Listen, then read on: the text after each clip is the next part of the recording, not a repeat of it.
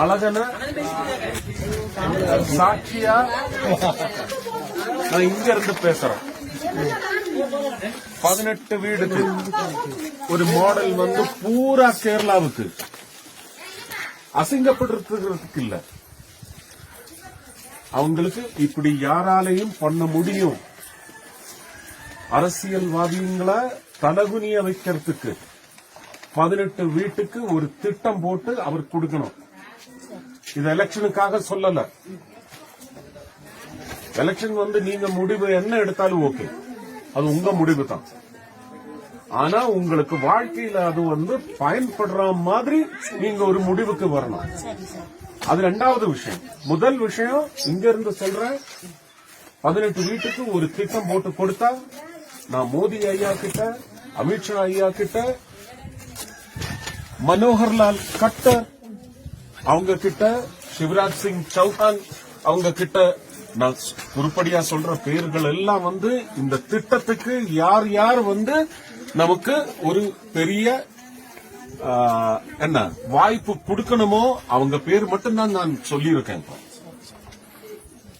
நிர்மலா சீதாராமன் அவங்க கிட்ட பேசி ஒரு திட்டம் போட்டு ஒரு மாடலா பண்ணி கொடுத்து கேரளாவில் இருக்கிற எல்லா அரசியல்வாதிகளையும் தலகுனிய வைக்கிறதுக்கு, அசிங்கப்படுத்துறதுக்கு இல்ல, தலகுனிய வைக்கணும்.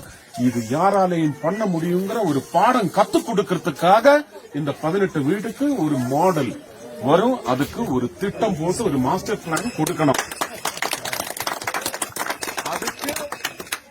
அதுக்கு போய் சேர வேண்டிய ஃபண்ட், அது 1 கோடியா இருந்தாலும் 2 கோடியா இருந்தாலும் 5 கோடியா இருந்தாலும், அதுல வந்து நான் நாளைக்கு சனிக்கிழமை, திங்கக்கிழமை,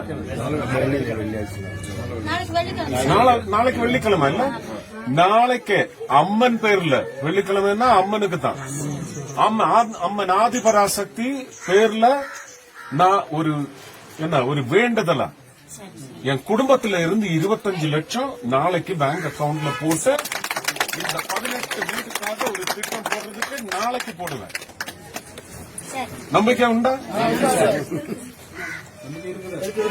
மிச்ச பணம் வந்து நமக்கு திட்டம் போட்ட பிறகு யார் யார் கொடுக்கணுமோ அவங்க எல்லாம் கொடுக்கணும். எம்பிஸ் கொடுக்கணும். அவங்க ஃபண்ட்ல இருந்து நமக்கு ஒரு மாடல் பண்ணி காட்டணும் கேரளாவுக்கு. இது எஸ்சி காலனி இல்ல, பண்ணிக்கலாம்.